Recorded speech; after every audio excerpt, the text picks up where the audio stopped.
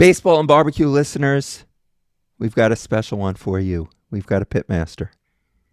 We're excited to welcome one of the top pitmasters in competition barbecue. His name is Joel Fleetwood, and he is from the barbecue team Mount Rushmore. Mount Rushmore. He should be on the Mount Rushmore of pitmasters. How's that? But he's from Meat Rushmore. He's one of the most successful teams. He's from one of the most successful teams on the barbecue circuit. It started as a group of friends cooking together, and it has grown into a powerhouse brand with multiple grand championships and a reputation for providing some of the most consistent, high-quality competition barbecue in the country. Dare I say the world. That's right. The universe. If there's competition cooking eventually on Mars, this team will conquer it. All right? That's what I'm saying. Okay. Beyond the trophies, Joel has played a major leadership role in the barbecue world. He serves as the president. I don't know. Are you currently serving as the president? No, I was president in 2024. Okay. He served as the president of the Kansas City Barbecue Society. You think president of the United States is tough. You try being president of the KCBS Barbecue Society, where everybody has an opinion. That's right. And, well, we're going to talk to him about barbecue competition, cooking at the highest level, building a barbecue brand, and the team, Meat Rushmore, has their, I guess you could call it a residency. It's like a residency, right? At the Kansas City airport, his team is now running. They are the team. They won the competition, and then now they are spending 18 months running the restaurant in the Kansas City airport, which is unbelievable. We're going to talk about all of that. So let's get right to it. Our guest, again, it's Joel Fleetwood from Meat Rushmore. Joel, welcome to the Baseball and Barbecue Podcast. Thank you guys for having me on. And with an intro like that, I need you to follow me around and just be my hype man, right? Like I got tired just listening to all of the things that have happened. So thank you for that. Joe, we asked you on because we know that you're a fan of the Kansas City Royals. So how about them Royals? Man, I'll tell you, until that Framber Valdez signing by the Tigers, I was all in on them winning the division, and I think it'll be a tight race this year. But if Caglione and Carter Jansen can be who we think they can be, I think they have a good shot at making the playoffs. And in Kansas City, that when it comes to baseball, that's about all that we request for it to be a successful year. So we'll take it. You know, we've had on a couple people from Kansas City with the Royals, Joe Goldberg and Brian Sweeney, who's the pitching coach. So we kind of like the Kansas City Royals. Len and I went to Kansas City a couple of years ago, and it was a good time. But I bring it up because I'm looking on your Meat Rushmore site. It's meatrushmore.square.site.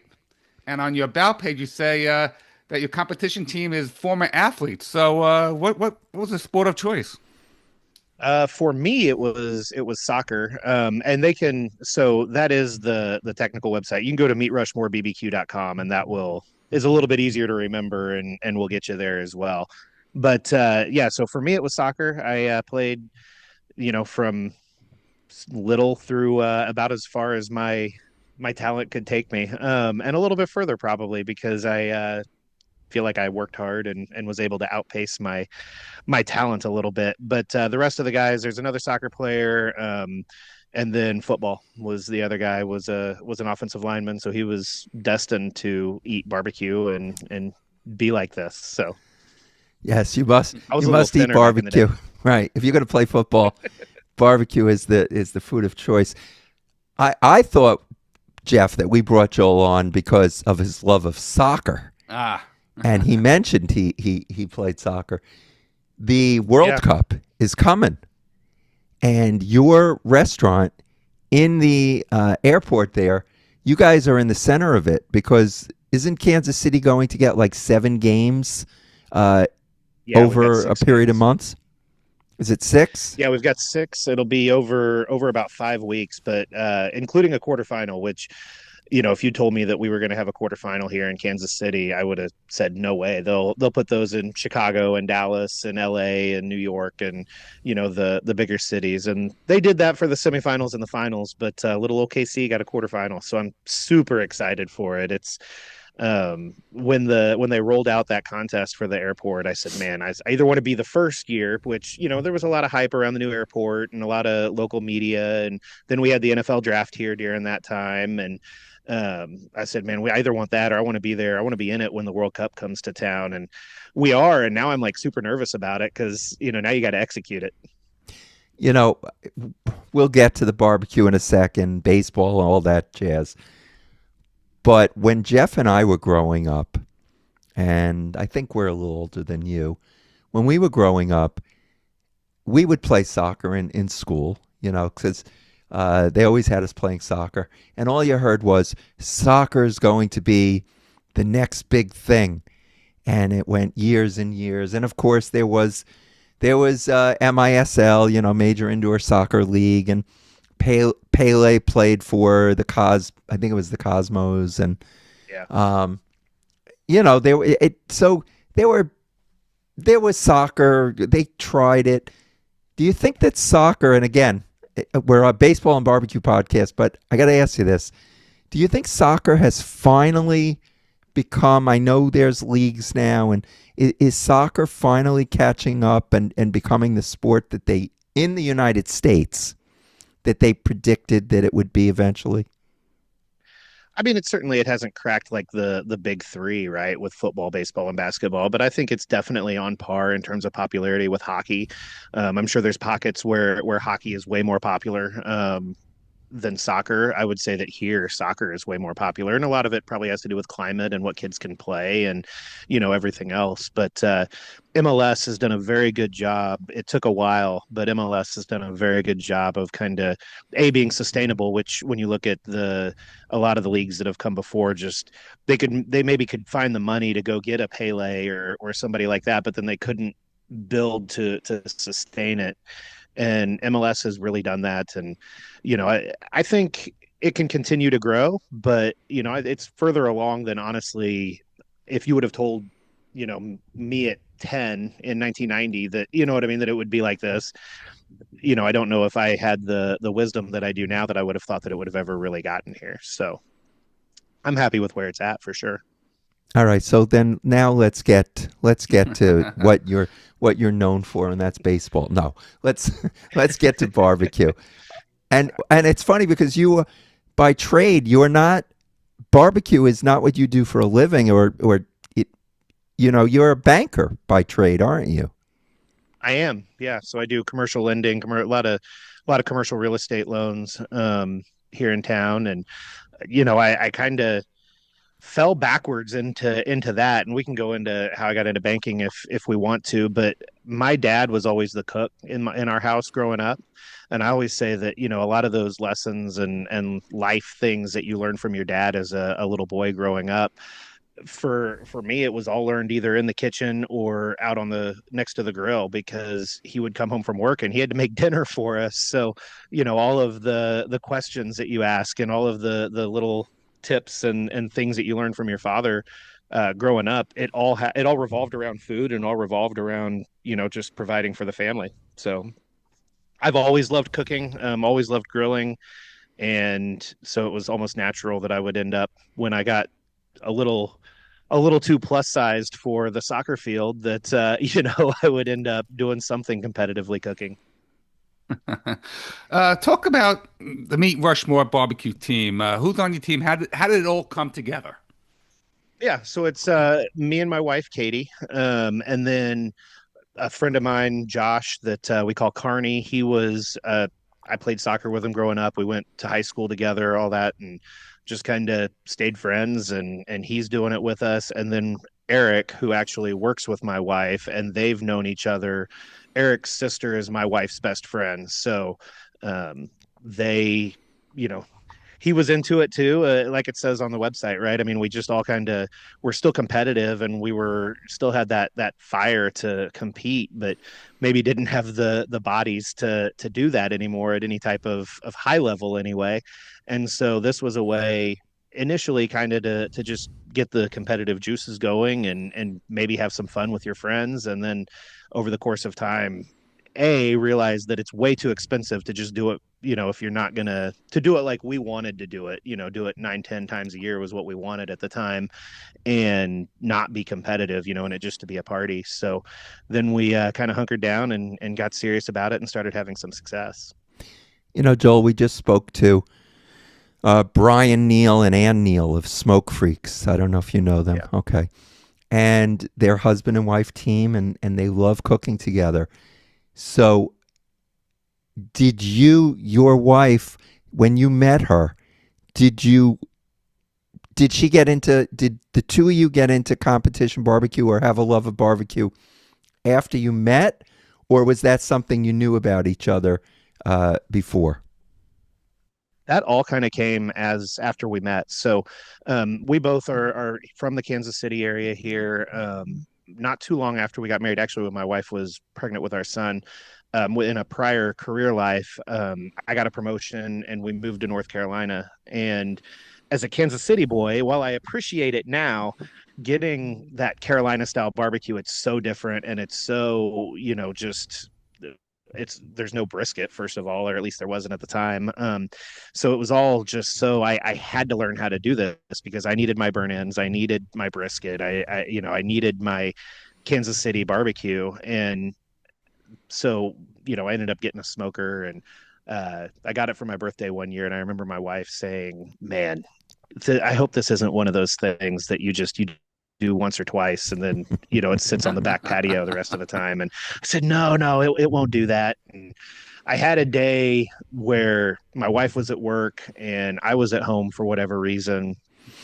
And I made, God, she's probably going to listen to this and she's now going to know this story. But I made a slab of ribs, and it was the first thing. I just got the smoker. It was the first thing that I'd grilled ribs and, things, but first thing I'd ever done on a smoker. It was a Weber Smoky Mountain. And I remember, and I got them done and I took them off. I'm going to have them for lunch. And they were the most god awful thing I've ever put in my mouth in my life. And I threw them away, and I went and hit some drive through for lunch. And I'm sitting there and I'm like, I got to figure this out, because like all I wanted to do was never touch the thing again and just say it wasn't for me.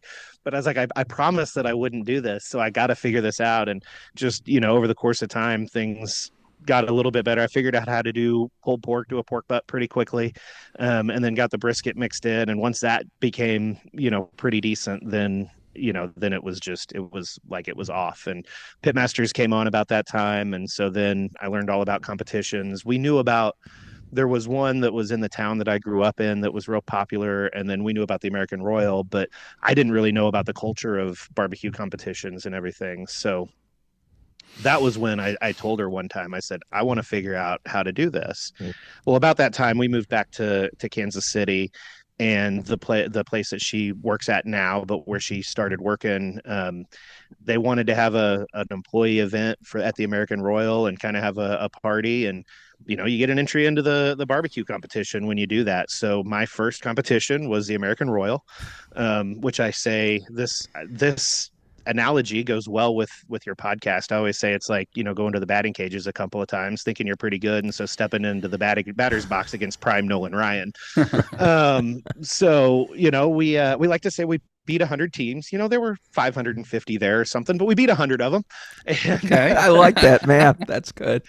And just look at the positivity. But no, I fell in love with just the culture of it, and met a lot of great people there. And I remember telling my wife at the time, I thought I had just seen somebody win, $15,000 or whatever for winning a barbecue contest. I was like, if you can do this there's good money in this. I had no clue that nobody makes really money in competition barbecue. I told my wife that the following week. I said, I want to do this for a living. And in my head, I could just compete for a living, but I said, I want to do I love this. I want to do this for a living. And she kind of rolled her eyes. And I think she knew at that point that there was a lot of money going to get thrown towards this.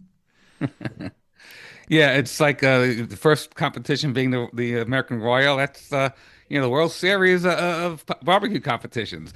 You talk about the culture, and I say this all the time. Probably people have heard me say this, but the culture of the barbecue community is so great. They're so wonderful. The people are so wonderful to each other, even though you're competitors. You still help each other out, and you want to see everybody succeed. Could you talk about the culture that you've experienced? Yeah, it's exactly what you just mentioned. I mean, there's been times that, we're in the weeds a little bit and realize that we forgot, we didn't bring enough butter, or we forgot something or whatever, and you can go to your neighbor and just be like, "Hey, can I get a cup of sugar?" And they're more than happy to help.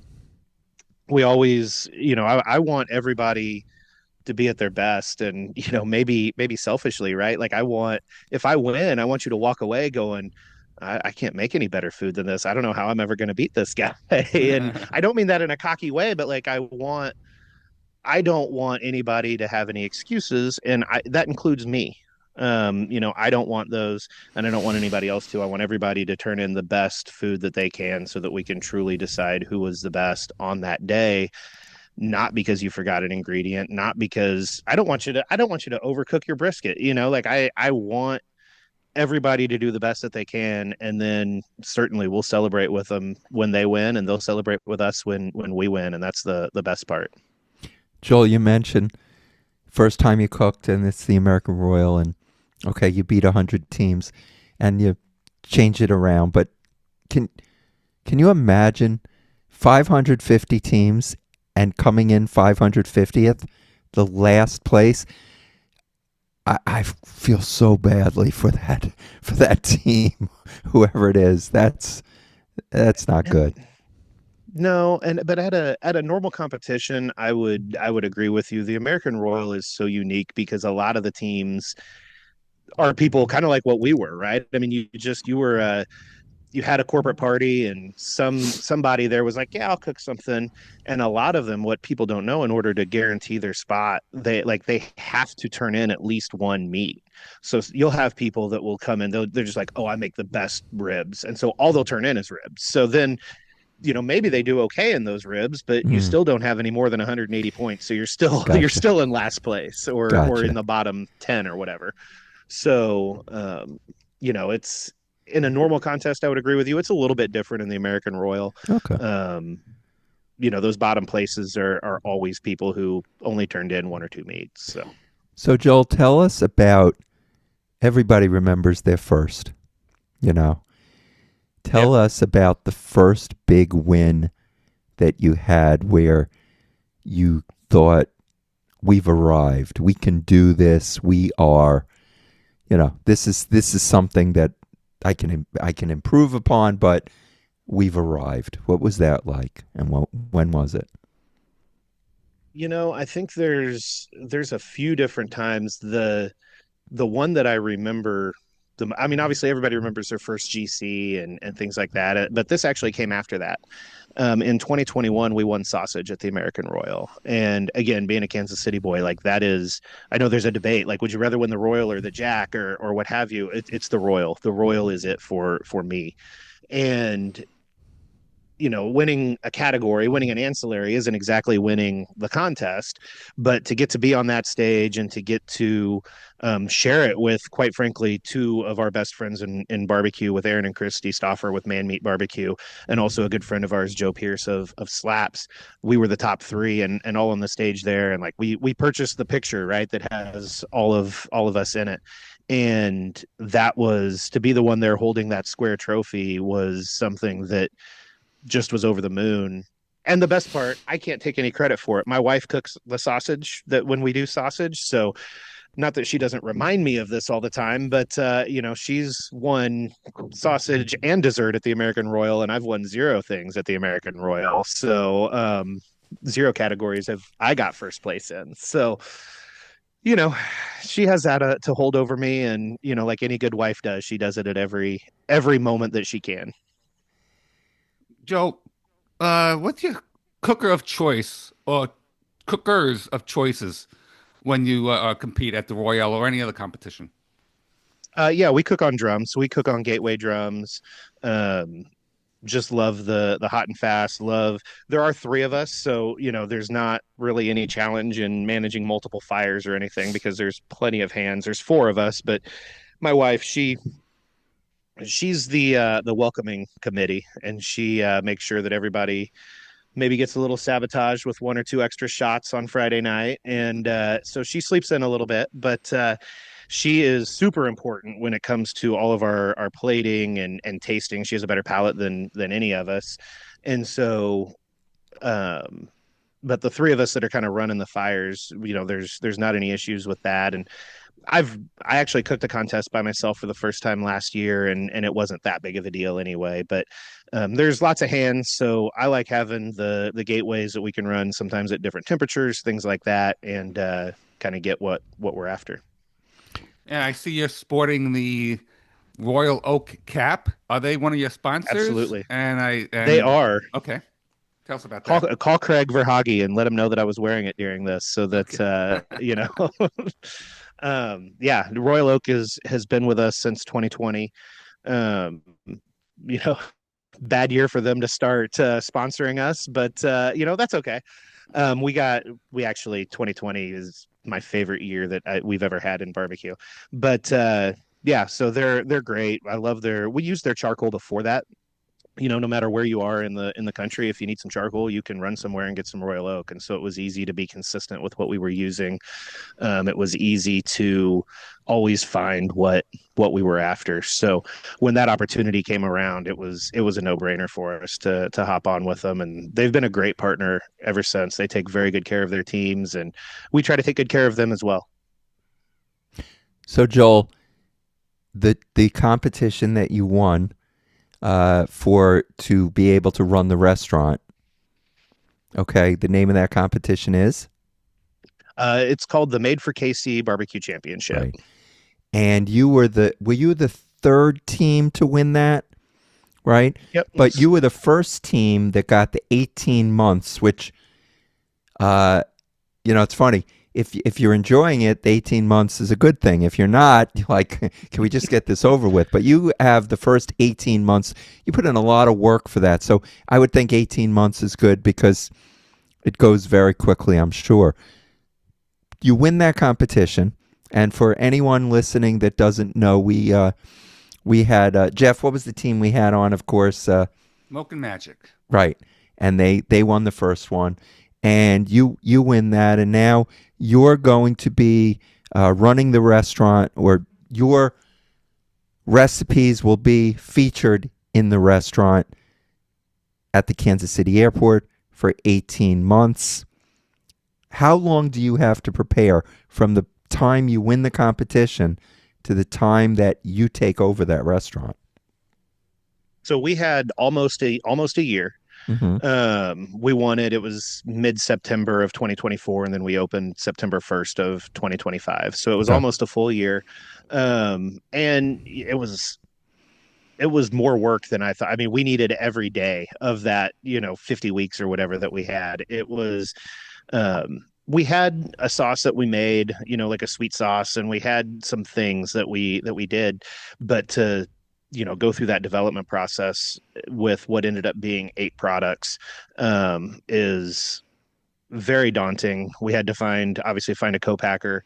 The so I mean, and we were very we wanted recipes that were ours, in the sense that, like, I've made all of these products, either myself or Eric or Carney have made these products in our kitchens, and that is something that was very important to us. It's part of being very authentic to us, that this is, if we're going to say this is ours, that it's something that, I have a recipe at home. I can make you another batch of it in a pinch if we need it. So that was something. Then I wasn't prepared just for all of the things that you deal with when you go from taking things from a kitchen and measuring things. I measured them in weights, because luckily Brad and Bree from Smoke and Magic are some of our best barbecue friends. We had Aaron and Christy from Man Meat I mentioned before, like we were talking with them and we knew to weigh things out and we knew all of these things, but just the difference in batch sizes and things like that, it messes with kind of the ratios sometimes and all of these things that I had no clue. I remember last January I was speaking to Tom, who is the manufacturer of our products at Ozark Mountain, and I'm gonna send you these recipes. I was like, I don't know really the timeline on some things. I said, but I would like by April if we could have a couple things in bottles by April 1st because I'd like to enter them in the American Royal Rub and Sauce contest. And he's like, yeah, we might be able to do that. Man, we weren't anywhere close. Like it was I was not prepared for how long that was going to take. We got stuff in for the airport the week before we opened, and everybody was a little stressed out on if it was going to make it. But everything went through and everything was great. We're not, like we mentioned earlier, we're not restaurant people, so I don't have that background to pull on. I knew nothing about menu development. Like, I mean, I know how to make a sandwich. I mean, I had ideas. I know how to cook brisket. But then when it came to how to make all of that work in a restaurant setting and, how to make, they're cooking a lot of times they're cooking 30 brisket flats a day for just for our customers and going through it. But I don't know. I cook competition. I don't have to hold that thing for 12 hours to, you know what I mean, to be able to serve it and it still be as good as it should be, as good as it was when it originally came off the pit. So it was a huge learning experience, but something that luckily we had great partners with OHM who puts on the contest and has the contract for the concessions there at the airport. They've been fantastic to work with. Ozark was great to work with on the products as well. So everything's been great to, really help us along. And I think it helps that we were very upfront about like, we don't know what we don't know. So you're going to need, if I say something dumb, I need you to tell me because I don't know that it's dumb. And there were a few things that they were like, yeah, no, that's not going to work. But for the most part, they, if we want to do something, they try to find a way to make it work. And it's been super rewarding for that. Yeah, because Joel, so the restaurant itself is there. So you don't have to, it's not like you decide you're going to open a restaurant, you have to go into a space and build it out and put all the equipment. The restaurant is there. And I guess you use whatever's there, smokers, whatever it is. But what I'm wondering is, well, I had so many questions about this, but you have a year. Now, your job is not a restaurant. You win the contest. I think you win like $10,000 from the contest. Okay. Yeah. There's 4 of you on this team. So everybody's involved now in getting this ready. Oh, yeah. But you have a regular job. So it's hard enough with regular jobs to do a podcast. I can't even imagine you're going to be responsible for the recipes, the food that's going to be served to all these travelers that are coming in and out of this restaurant. First of all, money, because all of these that you're developing all these recipes and all this, do you get paid at all during this process? Do you get paid while the restaurant is open? And your time, you're spending a ton of extra time on this. Is there any financial gain here? Yeah, so we won the money for the contest, and then there are arrangements. I mean, we're not doing the rest of it for free. Right. And then at the end of the day, we now have, because OHM. So the way that we don't have to operate the restaurant, Right. So they have their employees and their managers, and luckily we inherited an amazing management and staff, and. I'll give a shout out to Josh and Ashton from OG Bandits who were in before us. They were great to work with too, and very helpful whenever we had questions about things and such. But we were lucky to inherit a very good, well-running machine, right? And so all we had to do was kind of switch things over to our recipes, but we didn't have to teach the pitmasters how to cook. We didn't have to, do all of these other things. We made some tweaks maybe to things that fit our flavor profiles and fit what we wanted a little bit more, but they had all of the basics down. So that helped. We were up there pretty much every weekend starting in about this time last year, doing test cooks. So it was certainly a lot of time, but we were able to get through it, and we just had to have an agreement, the four of us, that because we all have jobs, everybody can do what they can do, right? And if something needs to get done, the people that can do it, they'll go handle it.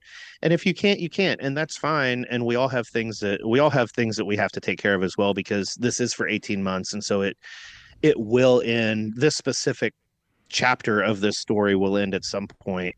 And so we have to make sure that whatever is next, that we can all pay our bills, right? Right. And like I said, OHM has been great to work with. They paid for the development, all of the like R&D of the rubs and sauces and such. We paid for our ingredients at the house that we were using as we were developing them, but all of the test batches and all that stuff was all handled by OHM for that. And now we have these 8 great products that we can sell and try to work on distribution. That's quite the chore as well, but we're working on it and getting it out there and trying to do what we can. So it's exciting, and yeah, we're not doing it for free. Right, of course, and I'm sure the tourists that come through, they can buy products and whatever else you're selling there. So that's a great opportunity. So you've got a 12. The team before you had 12 months. You have 18 months. Is there any time you come in, their 12 months ends, yours begins? Is there any time in between where the restaurant closes so that you guys could get stuff going, or is it seamless? There is no, even the signs are, you have to change all of that. How does that work? It literally happens overnight. It's amazing that they can pull it off. And it's a testament to the staff at the restaurant, right? Because they literally they have one menu, they have one set of recipes, they have one thing one day, and the next it's completely different. So as much as we were doing test cooks and we were going over, once we finalized a menu, we were going over it with the servers, and we were doing this and doing that, we would do it, but then we'd leave and they had to serve OG Bandits recipes, and menu, and they had to, that's how they feed their family, and Josh and Ashton obviously want them to execute that as well. So it was a very delicate line. And then we made sure we were there the whole first week. So that helped with being able to make sure that things were right and that they were putting the right seasonings in the beans, or they were doing this or doing that. And it was super rewarding to get to, shake hands and touch tables and hear people enjoying the food. We get a little jaded in competition, because even when you do well, you're like, why did that judge not like that? Where here it was overwhelmingly so positive that it was super rewarding to hear that and everything. And the number of times that we've been asked, when are you going to open a restaurant outside of the airport? And it's like, I don't know. We'll see. But so it is a process to take that over and flip that in one night, but it does happen. Literally, they closed, and the employees went home, and we were there, and they were changing out signs and putting menus down and doing all of this stuff. We had to, stock the shelves with our rubs and sauces, and it I don't know why they do it. Like I do. And it's great that they are giving these opportunities to teams that, all three of us, right? Whether it was Smokin' Magic or OG Bandits or now us, we did some caterings before that, but we didn't have a brand, we didn't have products, we didn't have this and that. And to give that platform for people to experience what we do in that volume is incredible. So I'm glad that they do it, but it's certainly a lot of work and a lot of effort, and something that a lot of expense, right? You're talking about a business, and you're talking about people that, need to watch their bottom line, and they're just every 12 or now 18 months, they're investing a lot of money to change a lot of things over. And so it really speaks highly of them and the opportunities that they want to give other local barbecue teams and pit masters and everything else to help everybody be more successful. You mentioned your products before, and I was going to get into that right now. You have 8 products, three, I guess, sauces, 3 rubs, and then you have a meat Rushmore brisket mop and a pork wrap. So those are your 8 That's more of a like a kind of sauce. So talk about how that got started, and and how people can buy them. Yeah, absolutely. So, the and we can run through the products. I mean, the rubs. We have a sweet rub that is, honey and brown sugar with some pecan. We Ooh, have an all-purpose that is. We use the all-purpose on so much at the restaurant. It goes on the fries. It goes goes on on. everything. It's all Yeah, purpose. it is literally all purpose. So it's salty and sweet, and it's got, like a little bit of heat. For balance, it's fantastic. And then we have a beef rub that has a lot of umami flavors, a lot of black pepper and salt. Um, and then the sauces, we actually have a fourth that is not in retail bottles yet.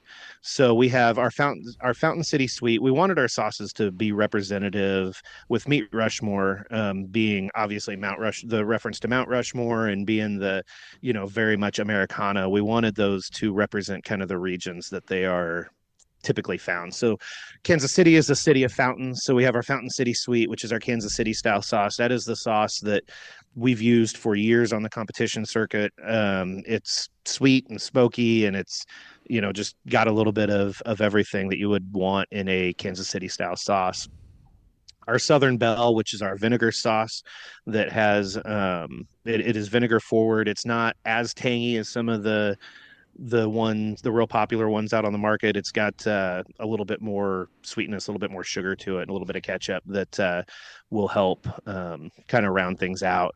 And then we have our Regulator Gold, which it's a mustard-based sauce. Mustard-based sauces obviously are popular in South Carolina, and we were really struggling with a name on what to name this sauce. And we were on our way to Lebanon, Tennessee for a contest last year. And my wife wasn't with us. So it was just me, Carney, and Eric. And we were going through different names. And Carney was like, well, were there any outlaws in South Carolina? I'm like, I don't know.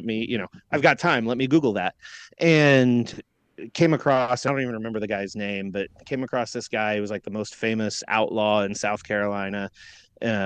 He was part of the South Carolina regulators that fought against taxation and, all the things you did back in colonial times. And he goes, what about Regulator Gold? And, I'm a hip hop and, 90s rap fan. And I was like, oh, like you can't take this back if, like I'm happy to call this Regulator Gold. And he's like, yeah, let's do that. And I said, okay. I was like, we got to make sure though. I mean, we're not referencing any popular figures. You know what I mean? We are referencing these South Carolina historical figures. But yeah, so that's that. And I call that one honey mustard meets barbecue sauce in like all the best ways possible.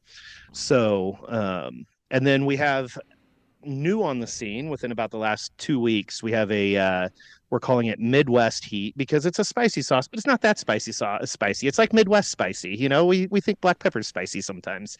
So, but it is our Fountain City Sweet that has some spices, some chili peppers added to it. So it is really taken off in the restaurant. That's the only place that you can get it right now. But we'll see. It'll probably end up in a bottle. We have a label ready for it and everything. So there's a good chance it ends up in a bottle at some point. And then our pork wrap is basically what we wrap pork with in barbecue competitions in a bottle. So it's got all the usual suspects. It's got some honey, it's got some maple syrup, it's got some some habanero for a little bit of heat to balance it out. It's got some apple and cherry juice. It's got all the things. It's got butter. So that really came from, I was talking to a friend of mine, Greg, with American Fire in the Kansas City barbecue store. And, we were just talking about different products. And I said, and he had just helped somebody who came in and they were cooking their first ever pork butt. And so he's walking them through the process, and he's like, go to the store and get some butter and get some brown sugar and do this and do that. And I said, Greg, if we had all of that in a bottle that somebody could just dump out, is that something that would sell? And he's like, oh, I'd sell the heck out of it, because why would I send everybody to the grocery store when they could just buy it from me? And I said, perfect. And so that was Carney's baby. He really took control of the recipe development on that. And so that's become fantastic. We use it on all kinds of things. It's a great it was used several times as a as a ham glaze over through the holidays. So you can use it in a lot of different ways. That isn't just wrapping a pork butter, wrapping some ribs for competition style meat. And then the brisket mop is I call it a jacked up beef broth, man. It's beef broth, and it's got, all the flavors that you would have in a wrap. So it's got some onion, garlic, pepper, salt. It's got a little bit of sweetness to it to help balance everything out. We recommend that people mix it with a can of beef consomme, and then that will give you enough. One bottle with a can of beef consomme will give you enough to wrap a brisket or wrap some points for some burn ends.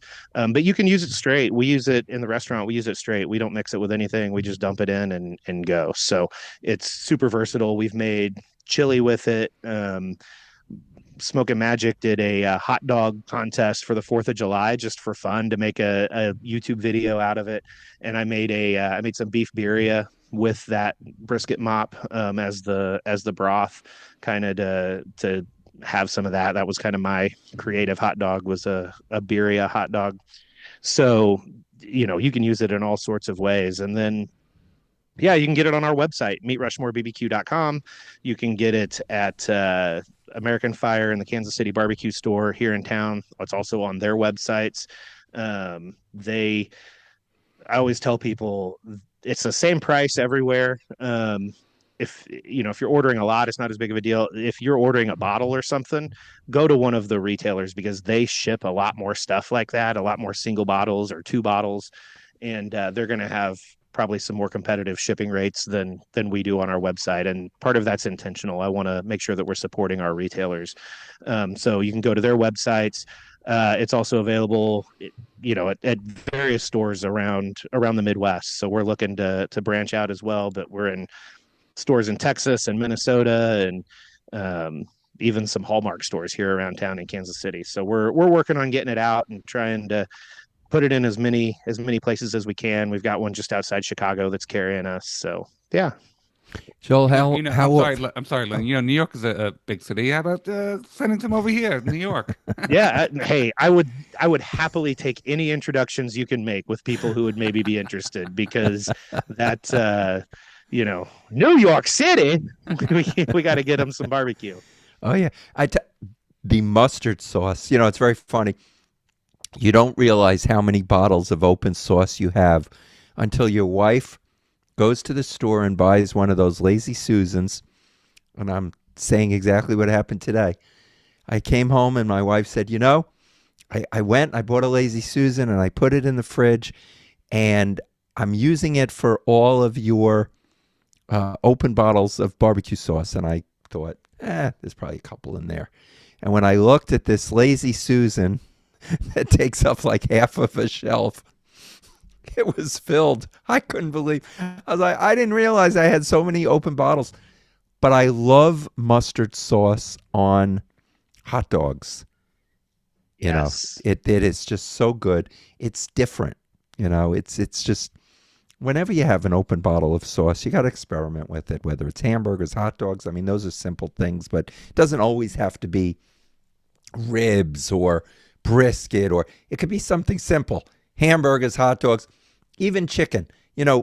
Popular here in New York, rotisserie chicken. You can't walk into a store now and not get a rotisserie chicken. I mean, the card store doesn't have rotisserie chicken, but supermarkets, I mean, Costco is known for their rotisserie chicken. Oh yeah. And sometimes rotisserie chicken can be dry.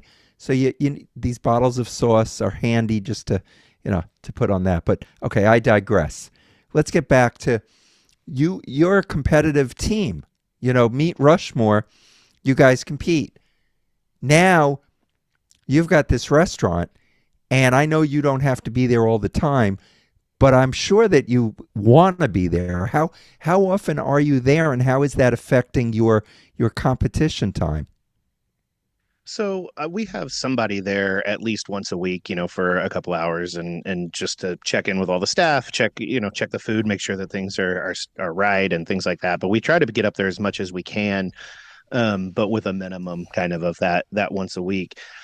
It hasn't, because opening in September, we were kind of falling, we were kind of wrapping up our season, so to speak, and we haven't really kicked it off yet. We don't really know how that's going to affect things outside of, we made a very conscious decision not to schedule anything in June or most of July when the World Cup was happening, because we want to make sure that we're all hands on deck there, because there's going to be more unique visitors to Kansas City, they're predicting, than there's actually citizens here. So, it's going to be such a huge event. And,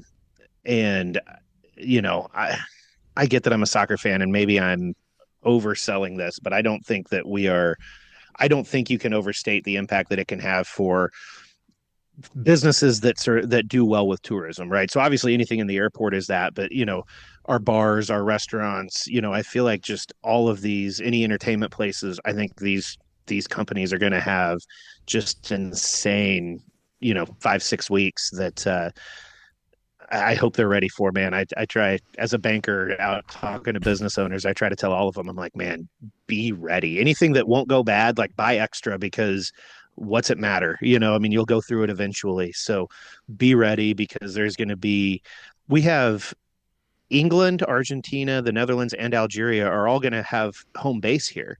Like there's going to be potentially 150,000 people in the area for that whole time that are following their team, that are following their country. And, like they're going to need places to eat. They're going to need places to drink. They're going to need things to do. And this is a huge opportunity. So we want to make sure that we are fully engaged and ready to try to capture everything we can on that. So I know it will affect it then, but outside of that, it's to be determined. Oh yeah, because the barbecue culture is, I mean, they have barbecue tours. When people come to Kansas City, they know, it's like coming to New York for Broadway, and I hear people say, "Oh, I'm in New York. I want to go to at least a couple of Broadway shows while I'm here," and they book Broadway shows. Kansas City, when Jeff and I went to Kansas City, we tried to get to every barbecue place we could. Of course, we were only there for 3 days, so it was a little difficult. But you get people, they want to barbecue is a culture. It's part of the economy of Kansas City. So all these tourists coming in, you are probably the first barbecue place they're going to see getting off that plane, or one of, and then when they're back. So what I was going to ask you is, if with all of these tourists coming in, do you do anything different with the food? But they're coming specifically for, they're not coming for barbecue, they're coming for the soccer, but it's part of it. So they want I'm sure they want authentic Kansas City barbecue. Yeah, and that's what we're going to, for the most part, kind of lean in with. But we have talked a little bit about, obviously people coming from all sorts of different cultures and dietary restrictions, whether that be religious or, just whatever.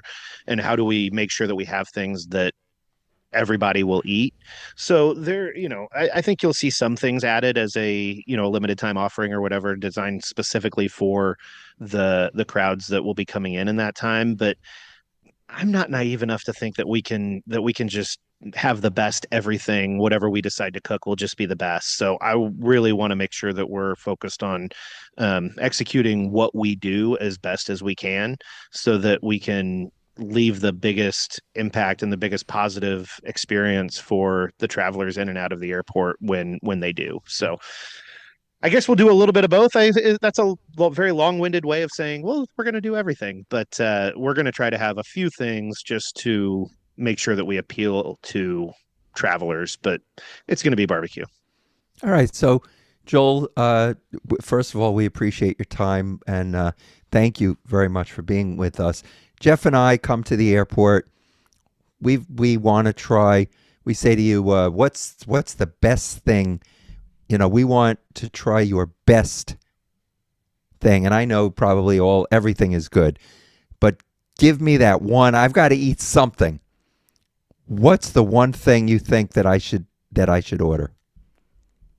I mean, that's kind of like Sophie's Choice, I guess, right? Like, I mean, they're all my babies, but Right. the the ribs are always good. My favorite sandwich is our hometown hero, which is brisket with our nacho cheese sauce, and then some fried crispy onions, and our sweet sauce. Um, the burn ends are on point. Like I think those three are where I would go, and you can get whether you get a platter. I'm a platter guy. Like that's always when I try a new Hmm. barbecue restaurant. I'm like, whatever. We have our Grand Champion platter where you get four meats and a side. Like that's where I would go with the first time because I'm the guy that wants to try all of it. But I think you get like a two meat platter with burn ends and ribs, or maybe you get a sandwich and get maybe you split half a rack of ribs between a couple guys, like to go with your sandwiches. I think either anything like that would be a great way to go. We are speaking to Joel Fleetwood of Meat Rushmore. Uh, of course, you're probably related to Mick Fleetwood, right? You get asked that all the Oh time. yeah, he's my uncle. Okay. I wish. I mean, Jeff also, Jeff Cohen is trying to figure out how he's related to Steve Cohen, the multi-billionaire owner of the Mets. So he's still having issues with that, trying to figure that one out. The hours, Texas, all you hear about, with barbecue in Texas is people, they wait online for hours and the barbecue goes until it's all sold out.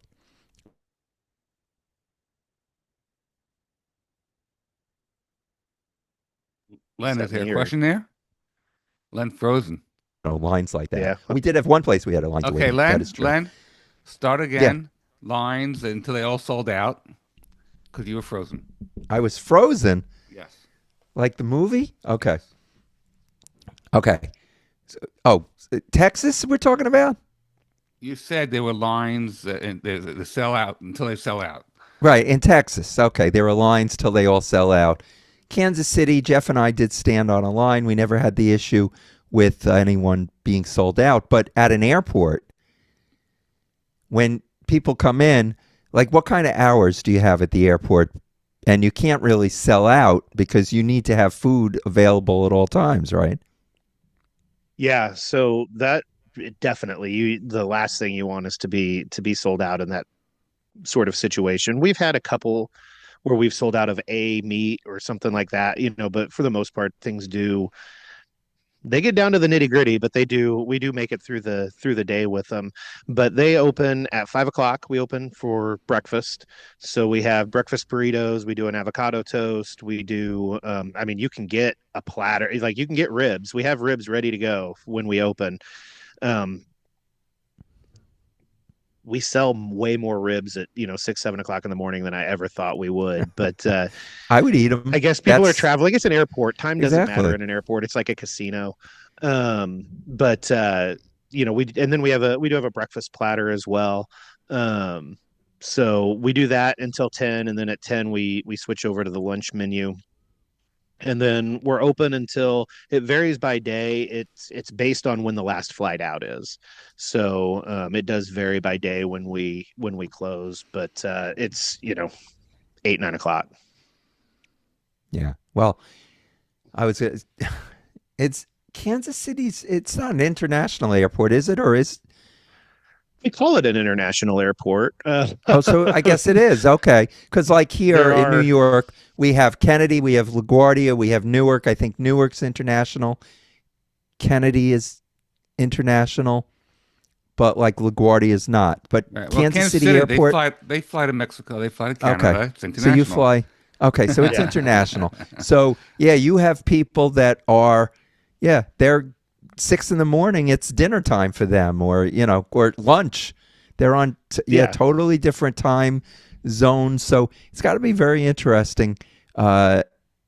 You could probably write a book when you're all finished about what it was like running a restaurant in the airport. Absolutely. I will also accept any introductions to book publishers who want to give me a nice fat advance for one too. Okay. If anybody's listening. All right, Joe. We'll end with that. Thank you very much for being on Baseball and BBQ. Please plug your Instagram, your website, anything else that you can plug, and where people can get your products. Yeah, absolutely. MeetRushmoreBBQ.com is the website. You can order all of the products on there. And then, yeah, Instagram, TikTok, Facebook, Twitter, X, whatever you call that. Though we're not very active on that at all. Actually, we're just not active on that at all. When something happened, it used to be a mirror of our Instagram page, but then something broke in the Instagram app, and I just haven't gone back in to reconnect it. But everything is at Meet Rushmore BBQ. So we try to be as consistent as we can be there. Yeah, follow us along. We're posting, always about competition stuff and what we got going on, and some of the teams that we associate with and such. So we're always looking to grow that fan base and reach more people and share the barbecue love. And Joel, the name of the restaurant in the airport is what? Meet Rushmore BBQ. Meet Rushmore Barbecue. Okay. It's right back in Terminal B. If you fly in Southwest or Delta, it's real easy to find. You're going to walk past it on your way out of the airport or your way to your gate. But it's back in Terminal B. If you're going back that direction and you just keep walking straight, you'll walk right into it. Follow the smell. I'm That's sure. right. Yes, we're the only airport in the world, or at least at one point was, and I believe it's still the case, that had actual smokers in the airport. And it has something to do with the way they have to filter the smoke when it comes out the exhaust so that it doesn't mess with the planes. And so it was a super crazy undertaking to make that happen. So it is the only airport in the world where you'll get barbecue that was smoked there that day. All right. Joe, thank you very much for being on Baseball and BBQ. We really appreciate it. And best of luck with the restaurant and more competitions and everything you do. Thank you very much. Thank you, Absolutely. Joel. Thank you for having me. And hopefully the Kansas City Royals will have a good season. Yes. We have to add Absolutely. that, Jeff. Yes.